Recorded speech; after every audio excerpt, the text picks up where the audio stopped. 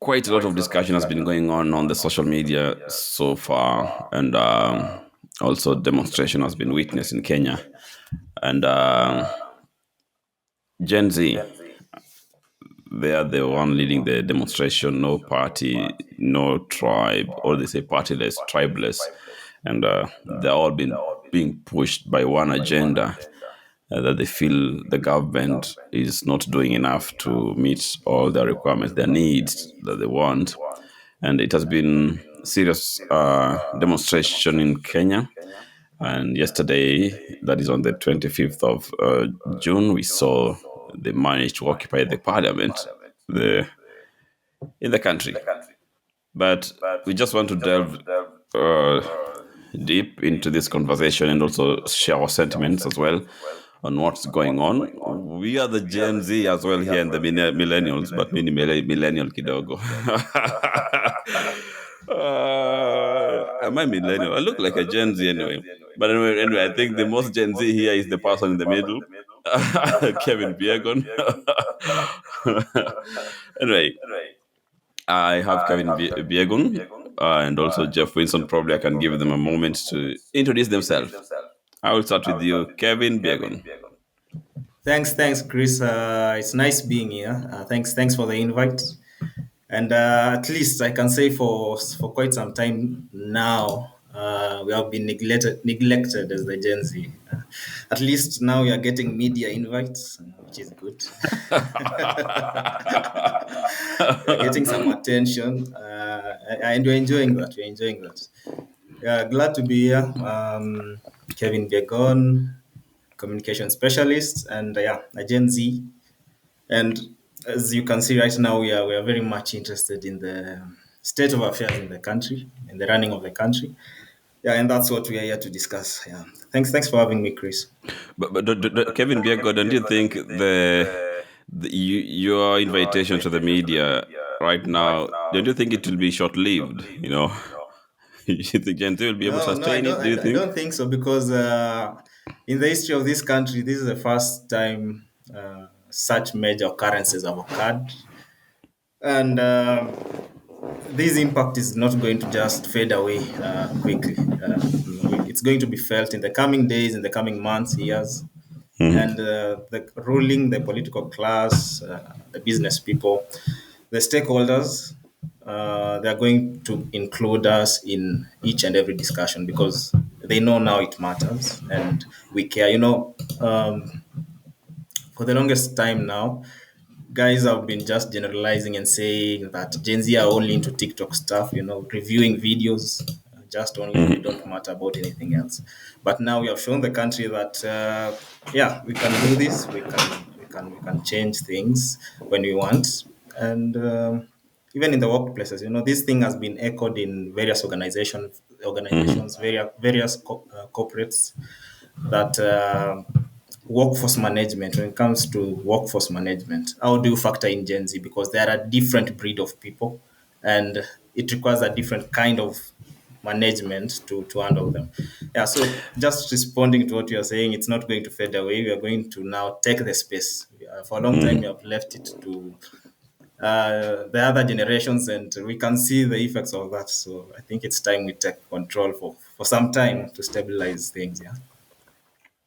All right. We'll come back to that because right now I know we are hyped by the Gen Z thing, the millennials. Yet we have been having them in the parliament. We also want to we'll get to know what have they been doing. Why should have they waited for the uprising, if you may say?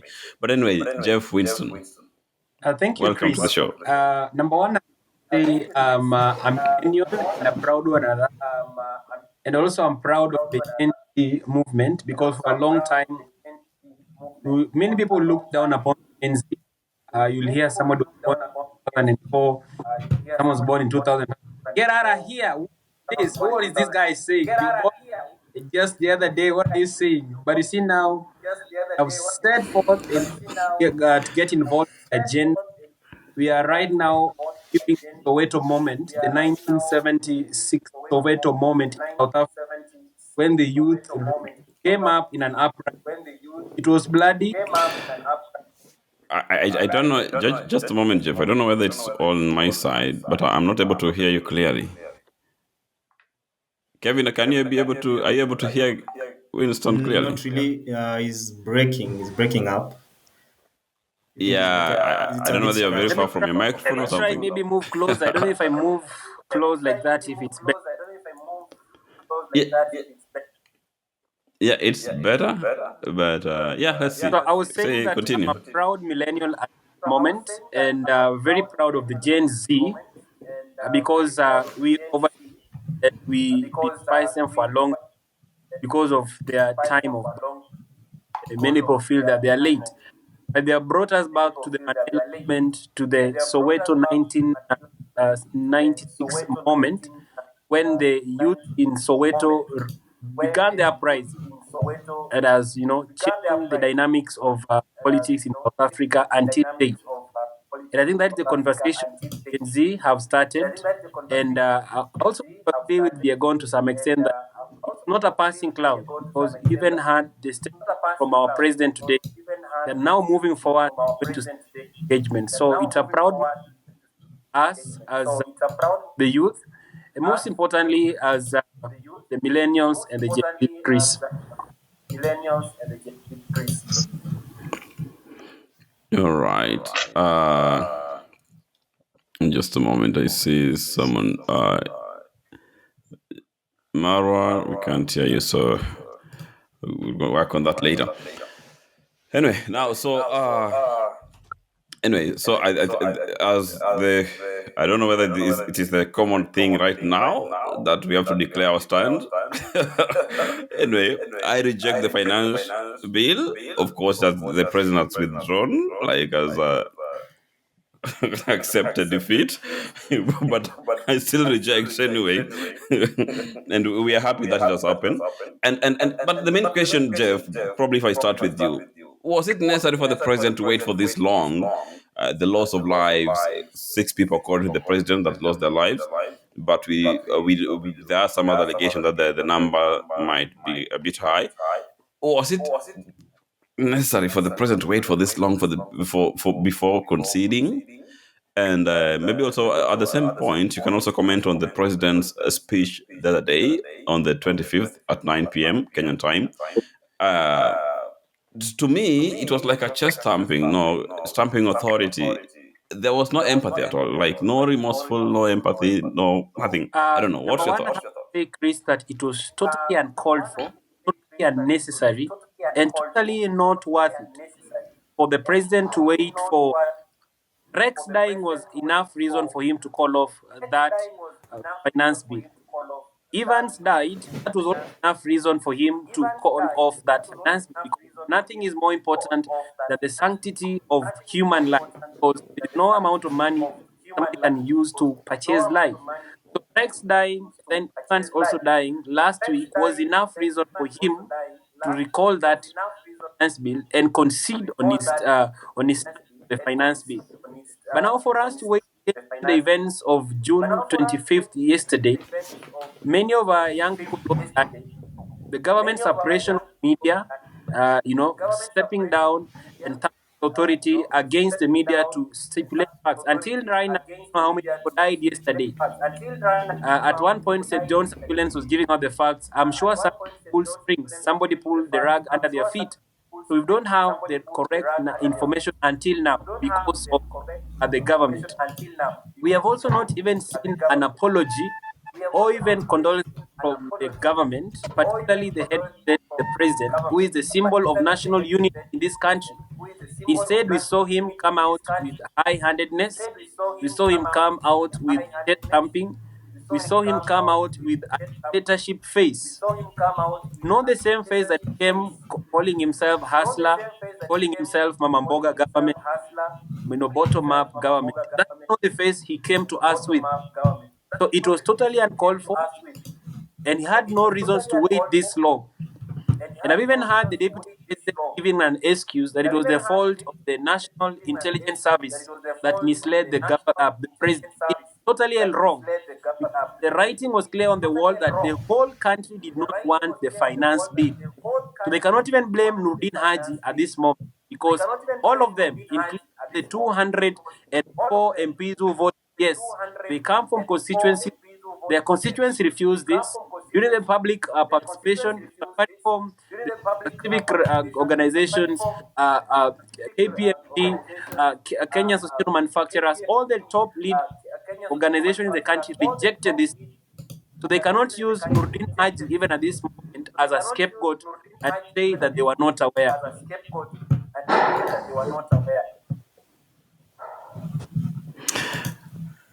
Very, very. I'm still appalled, not even what to say. But anyway, uh, the deputy president is speaking in Mombasa, from Mombasa, was speaking from Mombasa, and the president was in the state house. Uh, why, Mr. Kevin Biegon? Really, according to me, I think the deputy president could have just flown back to the state house and then join the president, and then they can speak together in one voice. Was it necessary? I don't know. Is there anything, because of late we have been seeing also some probably, should I say, mischievous issues? Anyway, Viegon. I think on my part, from my perspective, I think there is a disconnect between the deputy president and his and the president. And although it might be they're trying to quell things, they're trying to manage the situation, but at the same time, it could be true that they are not talking on the same on the same note. Uh, this is an important presser. Take, for example, today, the president was giving a presser. The deputy president, as his right hand man, as his assistant, is supposed to be at State House supporting what the president is saying, supporting what the MPs who are shamelessly clapping behind the president, what they are doing as a group, because they were in it all together. Remember a few days ago when the president called the PG at State House. Regarding Gashago was part of that delegation. At that time, he didn't he see it wrong, or didn't he have that information? He's saying that NIS was trying to hide and stuff. Didn't he try to voice that or something? Maybe from the visual, from the facial expressions we saw, it's like regarding Gashago was a bit not at ease during that presser some few days back. So maybe he wasn't given that freedom to express his views. Then he saw it fit to just give his own views aside. But having said that, I think at the moment uh, we can't be giving into any gimmicks from the government. Be it if they are not, if things are not working out for them, that's up to them to fix it. For now, we want a working country for the youths. And I did start by rejecting the finance bill, and I reject the finance bill. And I'm speaking on my own behalf. I'm not speaking on behalf of Gen Z. These are my own opinions.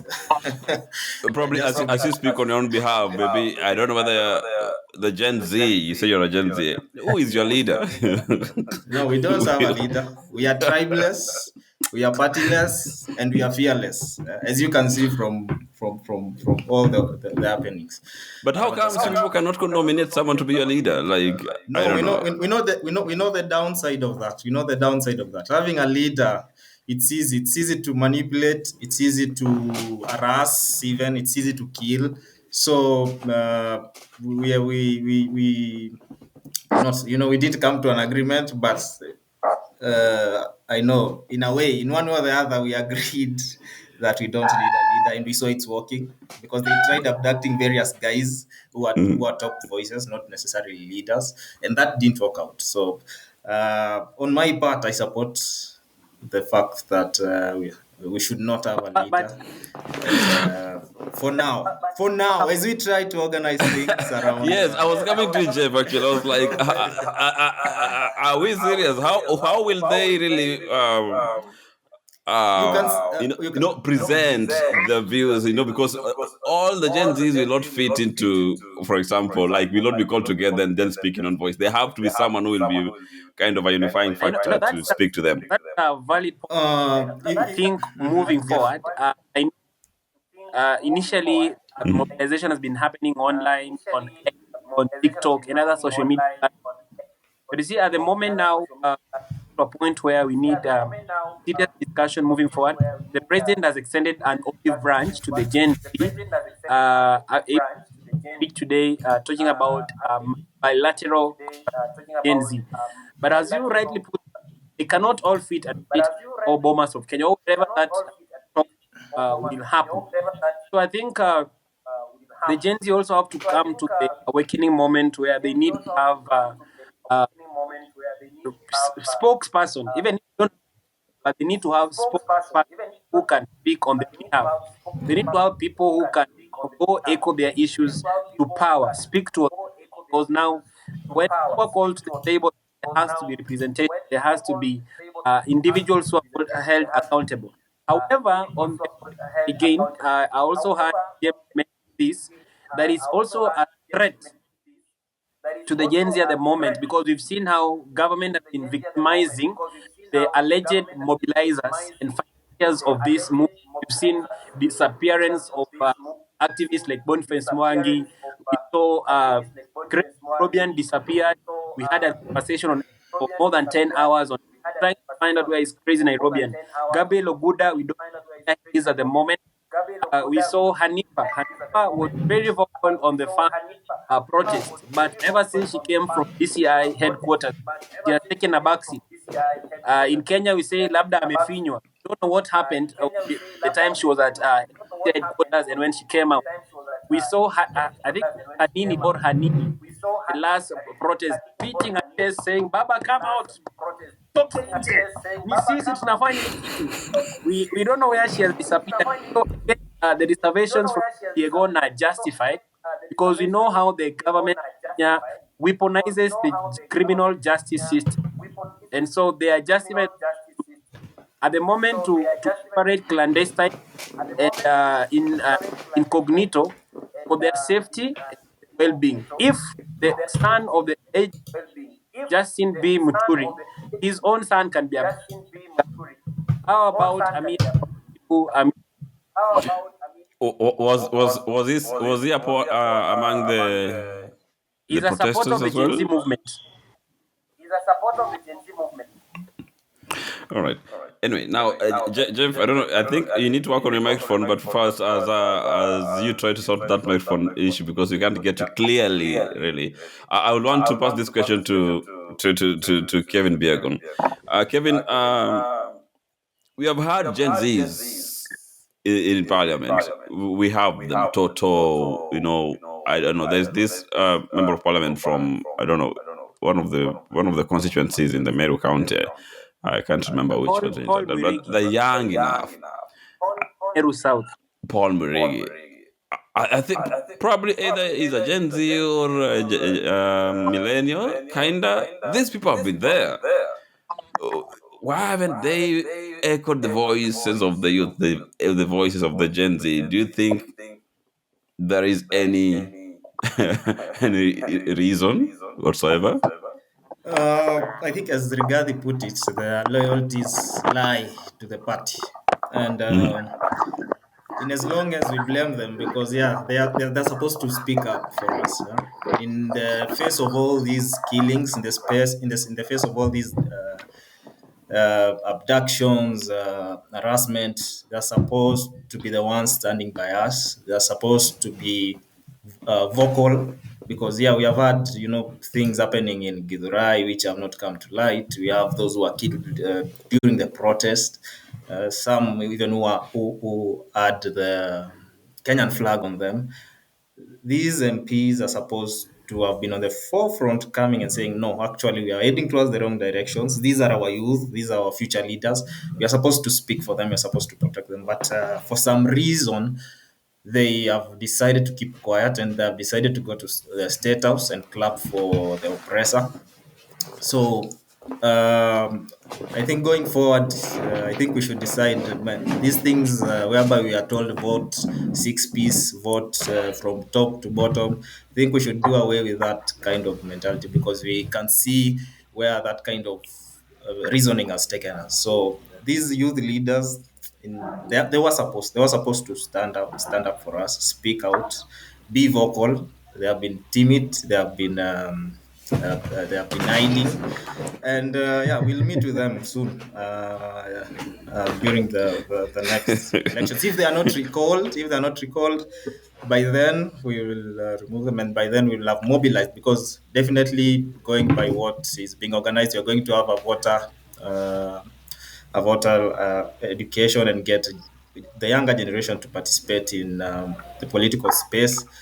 But it's sad, yeah, it's sad. It's sad. Even as I digress, like the number of guys we have lost, the number of youthful protesters in their numbers, and then we have these youth leaders who can't even tell the president and advise him on how to approach such matters. It's sad, and even on their own accord, posting even on their social media platforms. It's quite unfortunate, and a message of condolences to the families of the ones who we lost. It's very sad. It's very sad. I mean, for the past few, since the killing of Rex and was it Evans, I've been really saddened by those actions by the police, and we are looking forward to a future whereby we don't have these kind of occurrences. People have the right to protest. People have the right to come forward and speak their minds. So for someone to just come up and uh, kill and maim individuals in the name of protecting property. And life is more valuable than property. So I think the government on their part and just the whole crew, they have really failed I us think on that. maybe Chris, if I interject Uh, on the same subject matter, I hope yes, my yes. audio is better. Yes, please. And before, even as you yeah, your audio is better. A bit of echoes, but it's okay. There is a breaking news. I don't know whether it's confirmed yet. Nudin Haji has resigned. But anyway, what did you want to say? So probably we can talk to that about that once you finish this. Probably the question will be: you think Gashagwa, the pressure increases? before even before even Jeff goes ahead, Nuruddin resigning is just a mockery to us, because the people who took part in shooting and maiming the The youths, they are remote. still in these offices. The police officers who did that, they are still out there. Their bosses, their commanders, the ones in charge of them, they're still out there. So, yeah, I know the blame. They're trying to pin the blame on NIS, but this thing was visible from the get-go that this thing is not needed. Do you need NIS to come with diagrams and PowerPoint to explain to you that people from Nyeri, they don't want this bill? People from Muranga, people from Nakuru don't want this thing. Do you need PowerPoint really? Do you need math? It's something you just see when you're relating with people. Even your relatives can tell you that. So putting the blame on NIS isn't gonna work. They are supposed to own their own mistakes, top down, and because it's such a mockery from their part. Exactly. I think what Jeff, as we wait for the official confirmation of the whether Nudin Haji has resigned, I can see some news going around, but we're waiting for the official I think I communication. But agree anyway, with yes. Yegon that Nudin Haji is more of a sacrificial lamb in this matter. His resignation is inconsequential, has no meaning at all, because for the government to blame Nudin Haji as the head of NIS for failing to advise the president works with a caucus of at least 200 MPs on his side. He has cabinet secretaries on his cabinet. Every Monday they have cabinet meetings. He has CSs. He has administrative structures all across, up to the village Nyumba Kumi initiative. So you cannot blame Nurdin Haji to say that he was not aware that Kenyans did not like finance bill. He was in Naururu on Sunday, and the Gen Z were shouting outside the fence. I don't know why they were outside the fence, but probably by instruction of the president, they were locked outside Naururu ACK parish. They could not access the president. So for them to now put blame on Nurdin Haji that he's failing the president by not advising the president, then the deputy asked today, where did the rain start beating us? Because this regime came as a darling to the youth when they were being elected. They were darling to the young people because they looked like they were listening to the young people. Nurdin Haji was not there at that time, listening to them. He was the director of public prosecution. Actually, he was the one prosecuting even Gachagua et al. And his cabal of friends. So for them today, maybe it's even an act of retaliation because we saw Nurdin Haji prosecuting the friends, the corrupt friends of this government.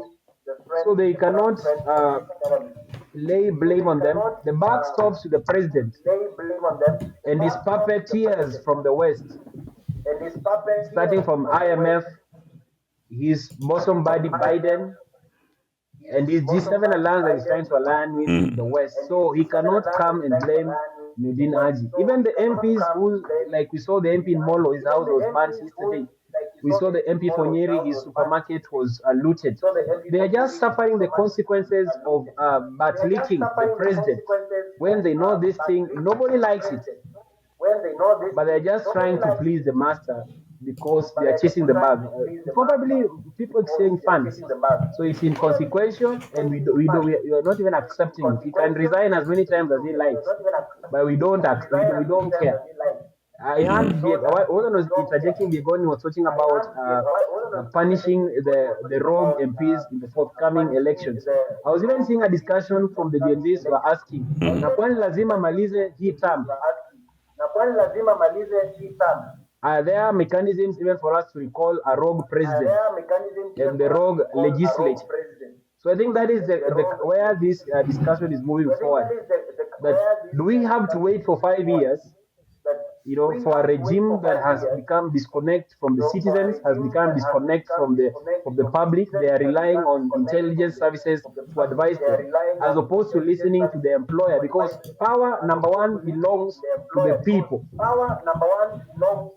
Then the sovereignty of the people and enshrined in the constitution, they can delegate their power to elected leaders. But if elected leaders are becoming rogue, they cannot be controlled, then we have to have a check and balance. Can we recall them before that time? Do we have petitions? Can we sign petitions online? If Mandamano has failed, is there another route where we can use to recall an MP who is not delivering the mandate? If I am coming from Kieni, and the people of Kieni do not want finance, then whom am I voting yes on behalf in the government? If the Gen Zs in Nakuru are up in the streets, and the MP in Nakuru West or wherever is voting yes, then who is he representing? Then that is where this discussion is headed to, Chris. But the shocking thing is as well, when the president was giving the speech today, the 26th of June, and a journalist asked about the development now after the president gave a breakdown of the speech and whatever the cuts they're going to make and what they have to do moving forward. The MPs seated back during the press. I don't know. They didn't look like they're the people, like kind of people who are regretting some of the moves they made in parliament. Like they were like rubbing it on our face. At some point, they even laughed at the question a journalist posed there about the development. I don't know. What do you think about that, Jeff? Then, Biegon.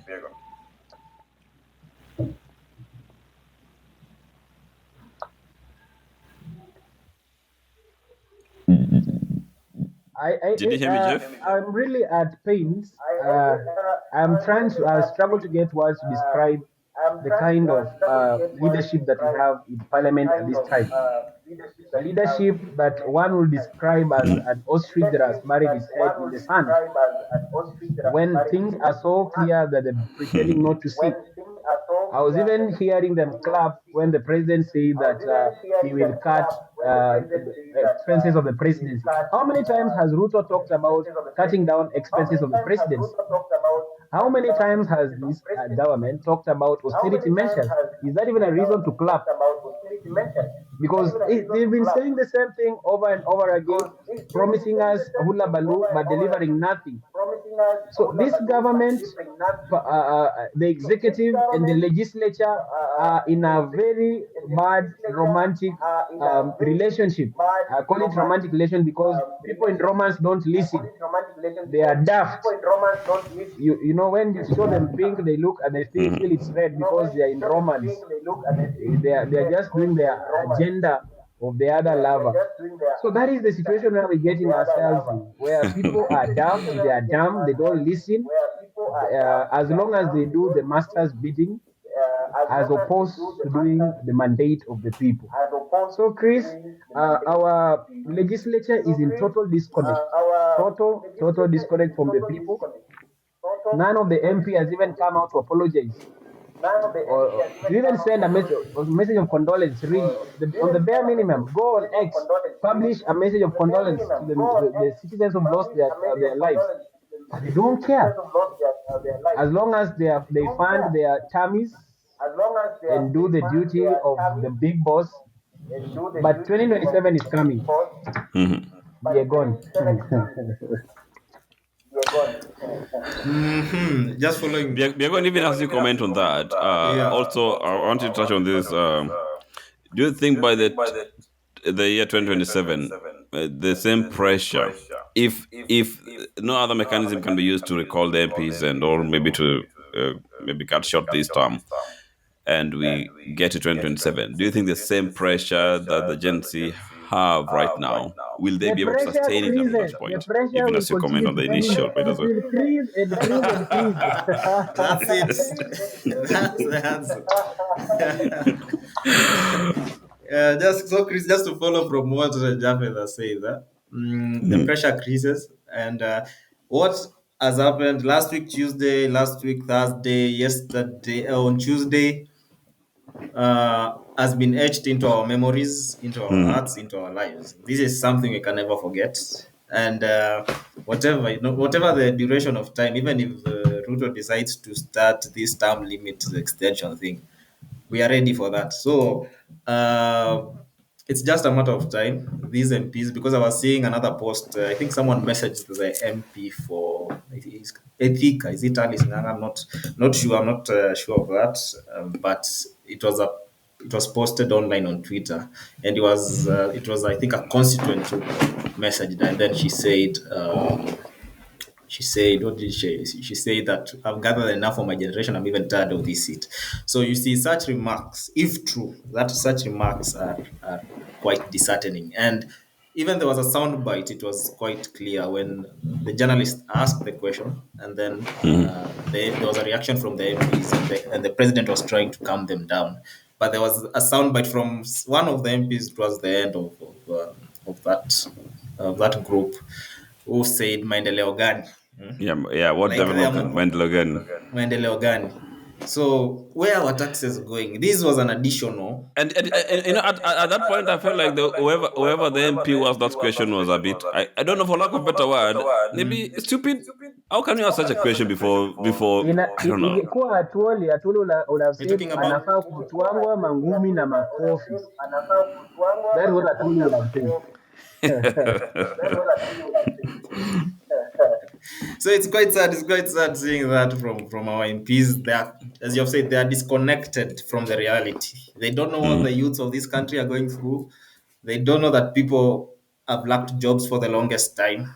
People don't have meaningful things to do at the moment, and then you're starting to promise them that they're going to work in Germany, they're going to work in which country, and even the UAE. same passports that they need is such an headache to get. So it's just a confusion from the government. They're trying to promise heaven, and they're delivering other things. So for the part, you can see even the reaction online, people are just pissed off, and they are really angry at those remarks and statements, because most of the youth love Kenya, they love this country, they want to work and give back to this society, and they are really not interested. They want to go abroad, but to maybe visit and on vacations and stuff, like these MPs do, because these MPs don't want to go and walk out there. They just want to go and travel, and the way they do those many travels that they do take, which has costed us quite a lot of taxpayer money. And yeah, it has been quite, the first few days have been game changing, but at the same time disheartening, from different angles. But all the blame is on the head of the government, because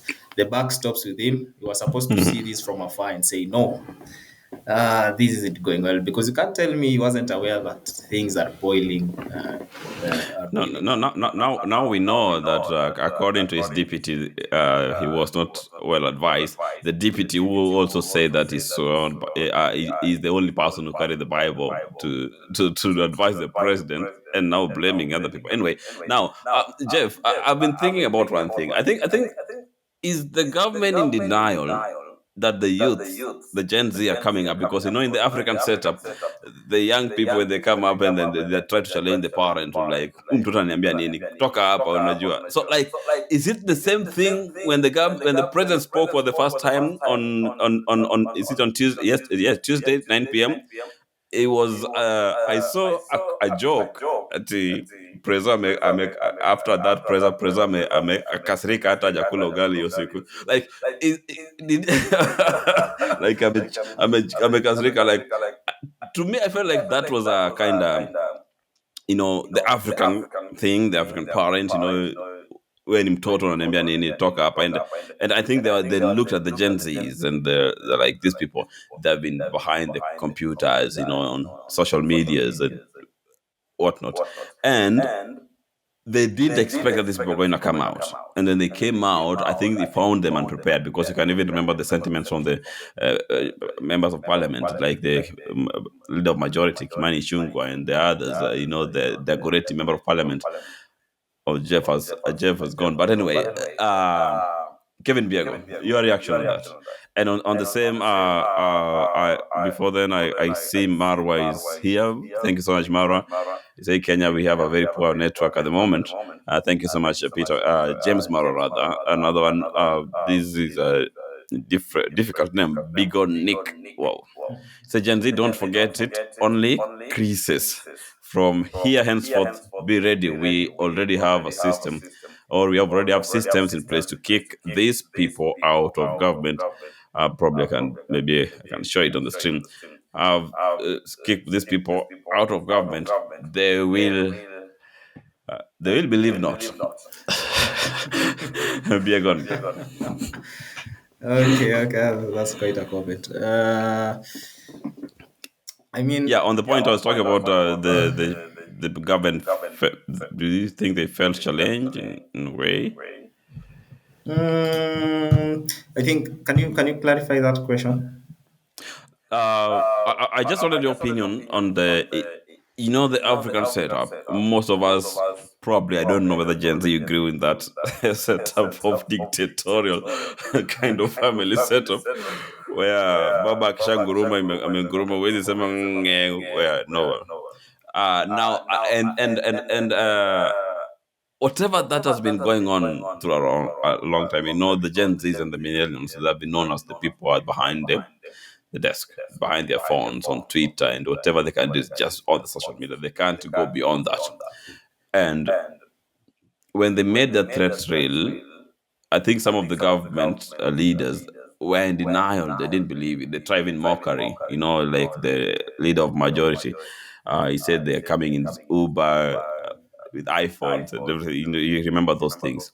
And then also the leader, not the leader, the member of parliament, Doug Ratey, who is also a former comedian, also made some kind of funny remarks towards they didn't believe it. And they also didn't believe that these people can challenge them, they're the leaders.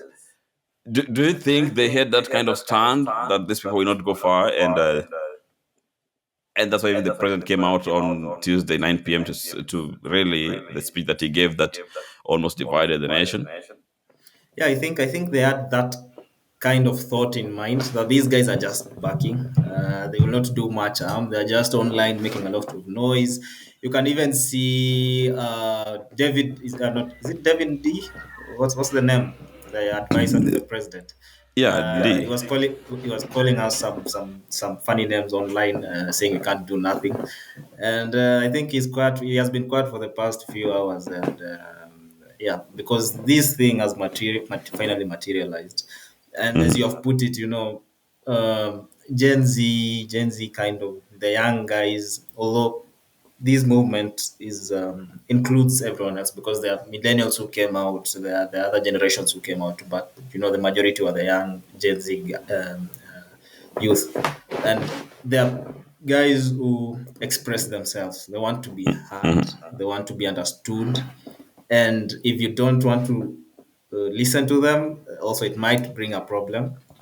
And as I said earlier, organizational leaders, have come up say, we have some kind of issue managing Gen Z, because they want to be heard, and also they operate in a certain way. You don't just order them around to do this, go here, do that. They'll ask you, why am I doing this? It is not in my JD. They can do sorts of things. And also, uh, you know, we had an instance where a Gen Z posted, I think it was one of these workplaces online, and they really got backlash over how they were being managed. So these are different breed of people who need to be understood, who need to be listened to, and that's where the government failed. But I really don't know how they went about this, because all the signs were there. It was in blue and black. Since last week, we had the demonstration on Tuesday. We had the demonstration on, was it Thursday? We had all the online activity. Then we had these abductions. Really, did it take that long to understand what was going on? They have, as I've said, they have friends, they have family. Obviously, someone might have, tell them, no, this thing is bigger than you think. And that's where they really, really, really failed. And I just think it's the ego. It's not even something on understanding. It's the ego they have. The thinking that, oh no, they can't do nothing, because there were reports from some people in state are saying that those guys won't do anything. What was the worst they can do? So you see Yeah, such and even they try to statements. change the narrative on the social media, coming up with other things, spamming the tags and everything. But They they didn't tried all manage. tactics, but they failed, because it's millions of people who are tired of the systematic corruption, systematic failure of the government to fix things, to provide services. We have roads. We always pay taxes. We don't have a problem with paying taxes, but you're seeing these taxes are being misused. They're being mismanagement. They're being mismanaged. So on their part, yeah, they didn't really know what's coming. You see the MPs, they were coming, ati wanakuja na iPhone, wanakuja na Uber, wanaenda KFC. So do they want us to come with the rugged clothes, the torn clothes, dirty, so that they can call these approaches, so that they can listen to us? So if you have an iPhone, or if you are taking an Uber, the government can't listen to you. That's what they were saying. So to their part, they really failed. So Even KJ maybe was. probably they were trying to paint a picture of the people who have made it, and busy misleading those who are yet to have something. Not really, because they are the leaders. In fact, they do they walk around with fuel guzzlers. They do all sorts of things.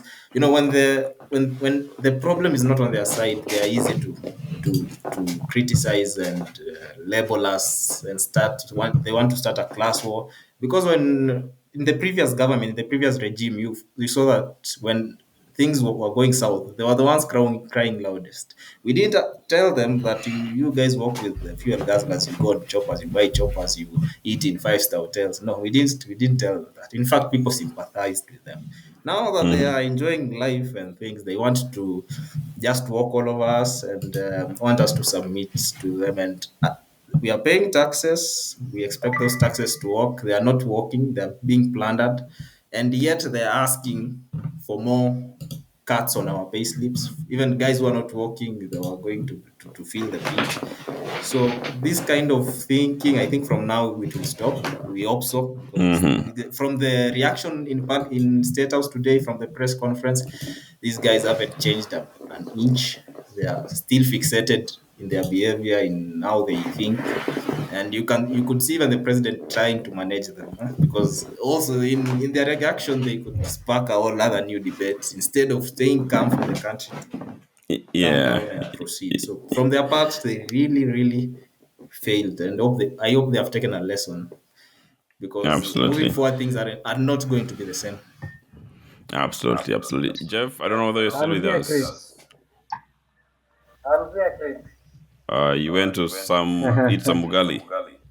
We are here demonstrating. We are rejecting the finance bill. Just in the same breath, what No Yegon is breaks. talking about. Uh, but what is wrong when I come with an Uber for Mandamano? What is wrong if I come for Mandamano then go eat KFC? What is wrong when I come with an iPhone then go for Mandamano? Who said it is only the poor people who are supposed to complain for injustice? What is wrong if the elite of the society also rise up and speak against authority? What is wrong when the learned people, the ones who are so-called arriving with Uber, does it harm to take the sons of peasants in Kidra, to go on the streets for the government to listen? Does it mean that the so-called rich, affluent people in this country don't suffer the impunitive taxes from this regime? So it was totally not tasty. It was totally unpalatable, even for such words to come from the mouth of honorable member of the National Assembly. In fact, the leader of majority is saying that we are coming. People are going to Mandamano with Uber, eating KFC and iPhones. Who said rich people don't suffer? I heard once heard that even the rich cry.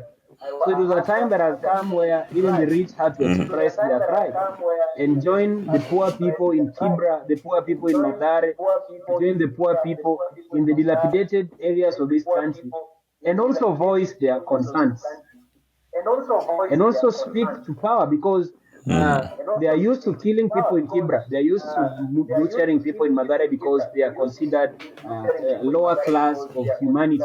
But now this is a time where the so-called KFC individuals are now coming out and speaking to authority, speaking to power, and confronting them.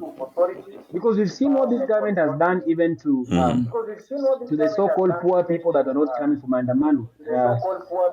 Few months ago, they started demolishing properties for people who are living along riparian land. The most people who are affected were the so-called poor people who don't have iPhones and can't afford KFC and can't come with an Uber. But the affluent who live along Runda and live along Ngong River and live along Nairobi River in nice posh houses, we've not seen the demolition happening there.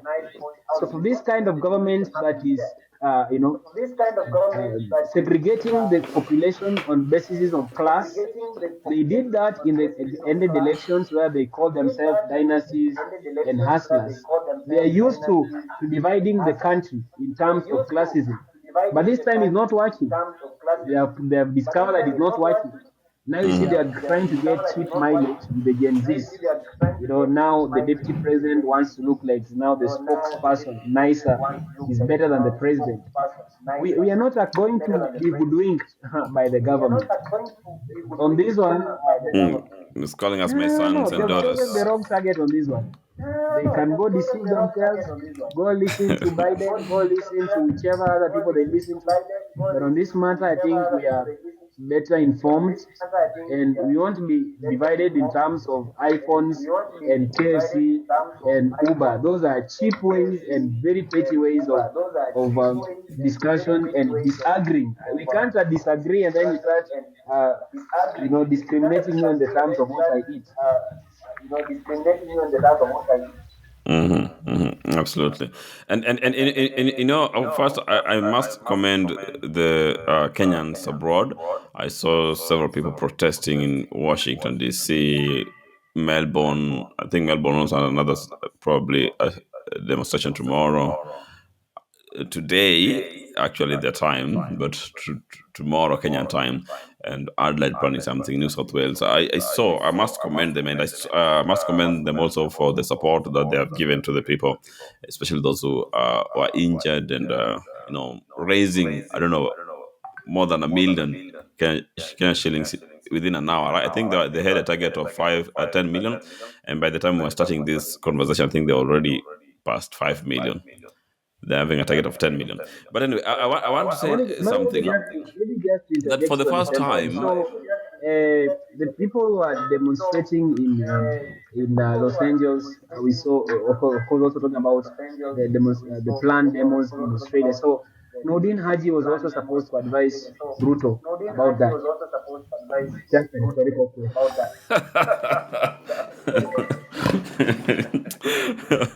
But anyway, for the first time, I saw a demonstration in Nyeri that is can be equated, can be said to be equal to the one I saw one time in Kondele. I don't know if you're trying to respond But on you see, somebody that. once said, a hungry person is an angry person. So people are in this country at the moment are hungry, they are worked up, they are tired, they are fed up with lies, they are fed up with empty promises, they are fed up with regimes that promise them heaven and deliver the heart of hell itself. So that is why you see Kondele looked a bit peaceful compared to Nyeri because they are like, let them also enjoy a taste of their own medicine because they're like, this is their own government. We've never seen protests of this magnitude in Eldred, the background, the home ground of the president. We've not seen such massive protests in Tiriki. We've even seen them pull down banners of the president, their own, one of their own. So it has come to a point where you cannot hide behind tribes' names. It has come to a point where you cannot hide and say, Mimi ni mwizi, lakini mimi ni mwizi wenu. Is a thief, but it's our own thief. Leave us with our own thief. No. It has come to a point where people are now calling for accountability. That is why we are seeing the tribeless, fearless, and partyless movement because now it's a matter of you coming to us with policies, you coming on to us with reasoning, not hiding behind tribal cocoons, not hiding behind political class or socio-economical status. Now it's a matter of policies. What can you offer on the table? What are your policies? What are you talking about? Don't tell us mimi ni wenu. Wewe si wetu kama wewe ni mwizi. Wewe ni mwizi, wewe ni wakamiti.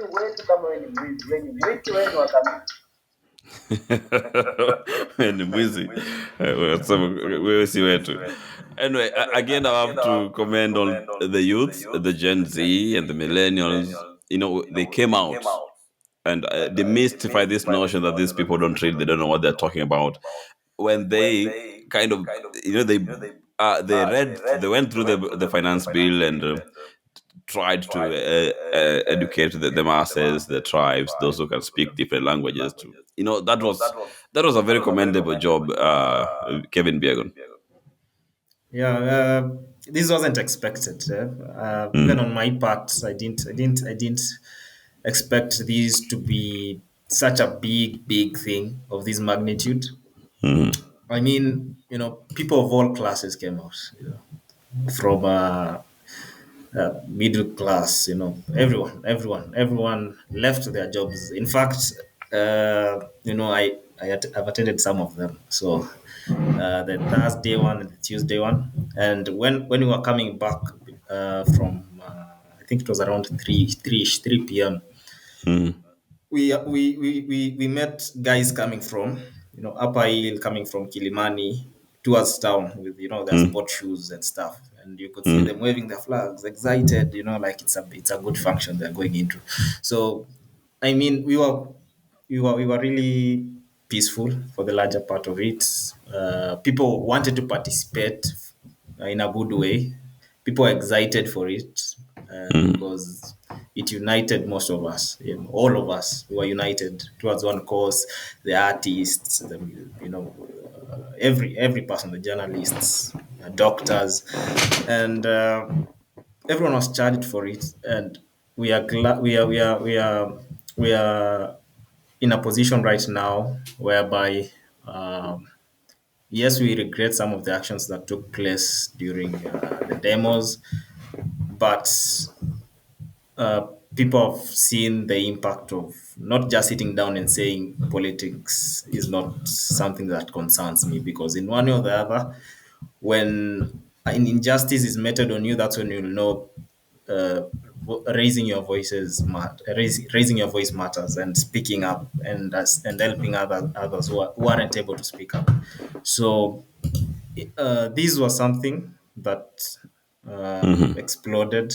because of the things that have been going in government, things that have been happening across the country, and people took this opportunity to come out and say, no, we need change. We need change from the government. We need change from our leaders because they are in the direction we are going. They're not listening to us, and things aren't getting any better. So I think for the better part of it, apart from the goonship, these guys, the goons who came and destroyed But property. but the youth also did well, training, going through the finance bill, the article, breaking it down and understanding it, and I think the MPs were shocked. I'm very sure most of the MPs, they didn't even go through the finance bill. They were just supporting whatever they've been told to support. I heard there are some kind of allegations of bribery.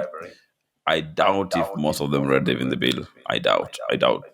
I really doubt. But the Gen Zs and the millennials, people went through it and they dissected it part But you by see, part. Chris, Jeff Winston, and they I shared. agree with you that the Gen Zs have really come out boldly and with so much organization that is impeccable and commendable. Because we saw how they will come out, dissect bits and bits of the finance bill. I have to also confess that some of the parts about the finance bill, Gen Z's online. I'll go see them, how somebody, like there's a very vocal guy on TikTok, I think it's called Noel or something. He will go delve into the finance bill bit by bit, and talk about it into details, and then you're like, wow, that is what is coming ahead of us. And then there's also another Gen Z on TikTok called Mushiri. Mushiri even went to an extent of translating the finance bill in his own mother tongue, in his own native language, to ensure that he even mobilizes to the last individual in his local community. We've seen Gen Zs also come out for protests, organizing even for fast medical respondents. If people get injuries, in case of emergencies. We've never seen such things in previous protests before. So their level of organization, their level of planning, their level of executioning is even commendable. And they were generally peaceful even during. And I also have to mention, sorry to digress from the point of discussion, that the police in Kenya really their level of response towards peaceful demonstrations or controlling demonstrations is really wanting. I think we need a course in police training school, Kiganjo or wherever, on management of protests, because generally the protests were peaceful, except for many times where we saw the police provoking the demonstrators who were largely peaceful, lobbing tear gas canisters at them to an extent of, we even had unconfirmed, but we had allegations of snipers, giving headshots to protesters. We saw how many protesters were having their brain content spilled on the street. But this is not how, a government or a police force that is expected to contain so brutal like Haiti are handling Gen Zs. They cannot even handle people born in 2005, people born in 2003. They are deploying the military because somebody went to parliament, ate, and forgot to wash utensils after eating lunch. You are sending military. You just call them to come and wash those plates, or look for housemaids to wash the plates in parliament. Why do you call military to scold a small boy who just went and ate lunch in parliament, had a nice time, found some milk lying somewhere, and drank it? So, the Gen Zs are even challenging the systems of government. You see how they're organized, they're impeccable, they are doing things neatly. You can trace everything and you look back and say, wow, this is serious organization. They have times, they mobilize themselves, what time they arrive, where they've gathered. But our police were totally caught flat footed. On one single day, the government were assaulted. We saw them attacking the legislature, going right into the precincts of parliament. We saw them going into the office of the chief justice. Uh, Thursday was supposed to be a day to go right into state house and speak to power. So our government really downplayed they did not take Gen Z seriously. But these people were organized, these people were planned, these people had serious mobilization. I think even our government should call these young people and get lessons from them because clearly they are better at it. They are doing far much better than our clueless government, Chris. They're doing far much better than our clueless government. Maybe even as we start winding down, because I see we have been on this for the last 1 hour actually. One of the final question, or maybe second last question. Biegon, are we going to Mandamano?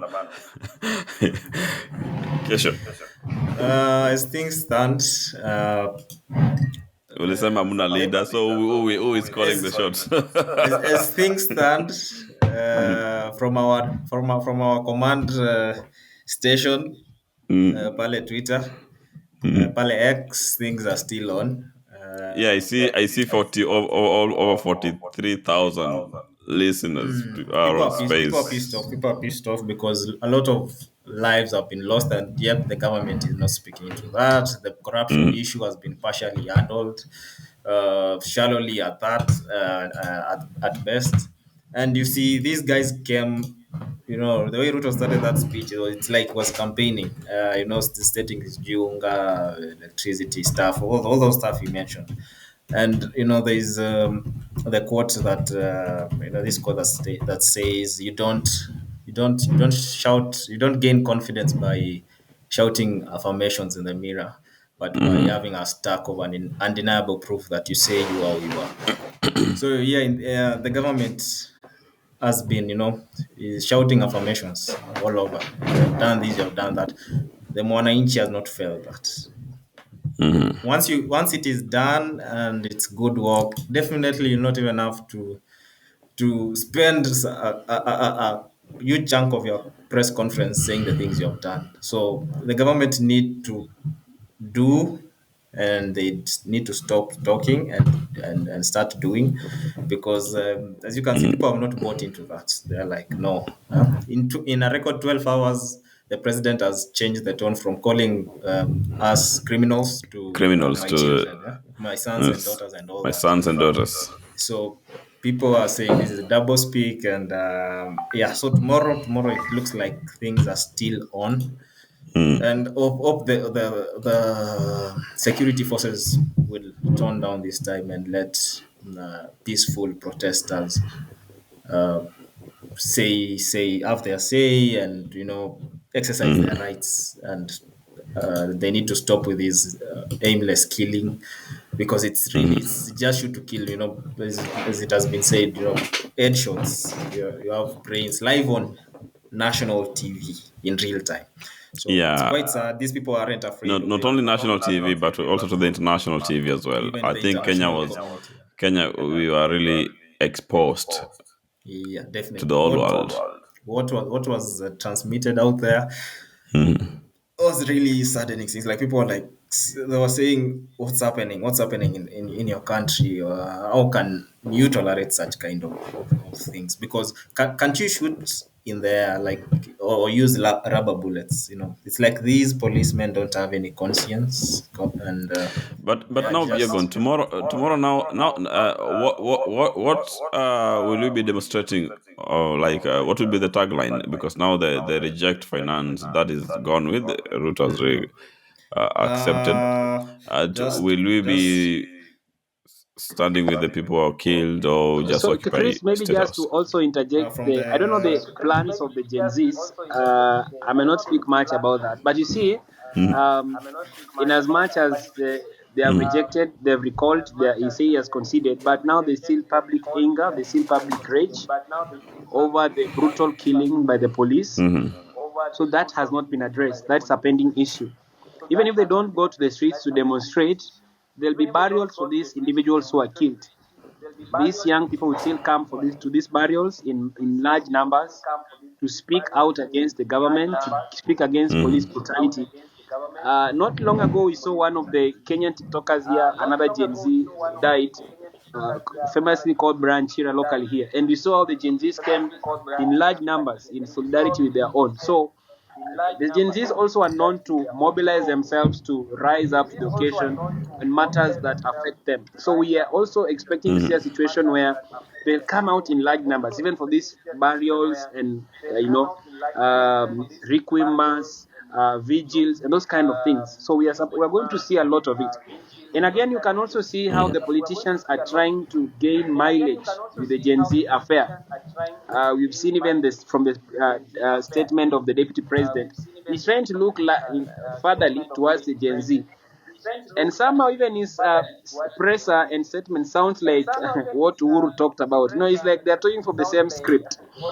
And President Ruto is also trying to strike a reconciliatory tone. So people are trying to align with the Gen Zs. The Gen Zs are also not backing down. And I think what their mantra is like, it creases, whether it's decreasing or increasing. No, it is creasing. So we are going to see more pressure against the government, even to ask them, did it have to take this long for you to concede? Why couldn't you concede earlier?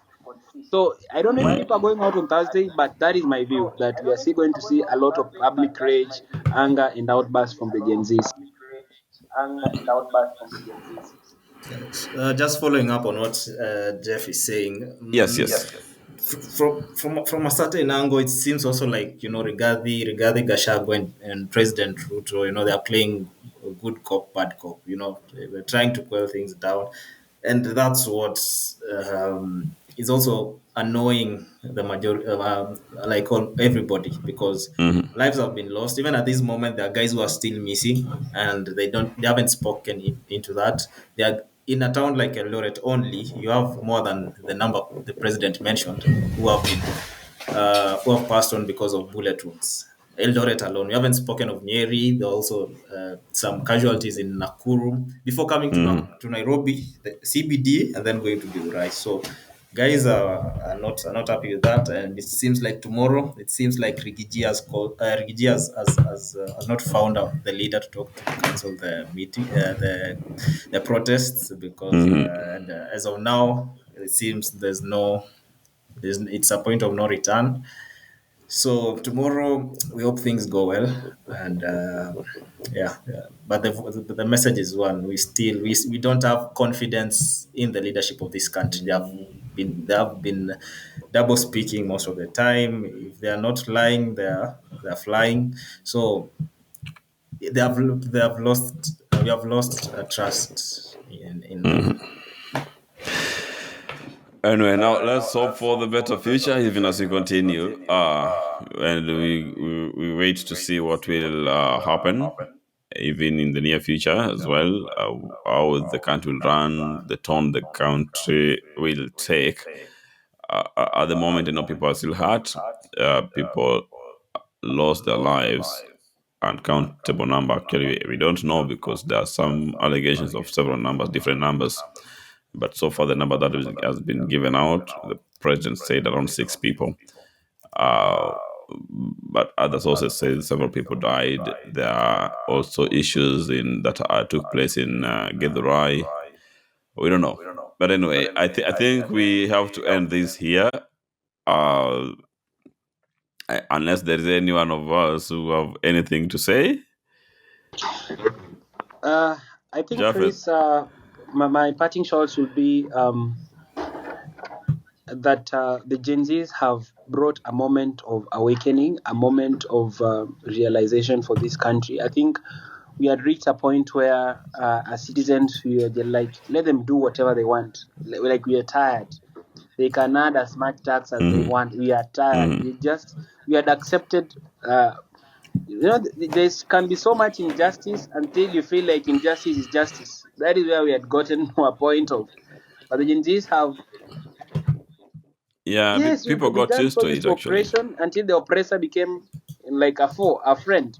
But now the Gen Zs have come to remind us that it is better you die on your feet than be begging on your knees for the rest of your life. So even if you live 2 hours fighting on your feet, you'd rather fight on your feet for 2 hours than live the rest of your life begging on your knees. Begging not because it's a privilege, But no, you're begging for things that are your right. So you have to stand up, fight up, and speak to the authority. It's 3: reject, refuse, return back to sender. Thank you. Reject, refuse, return back to sender. I think that's a very good point to end this conversation. And of course, we reject, we refuse, and we return it back to sender. Personally, I support the current demonstration in Kenya. Just praying that it can be more peaceful, and then there is no need to lose any more lives. And it is inspiring actually to see people standing up for their rights and advocating for positive changes. Uh, peaceful protest.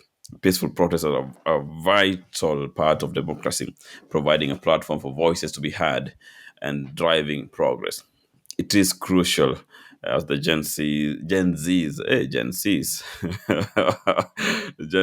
Yeah.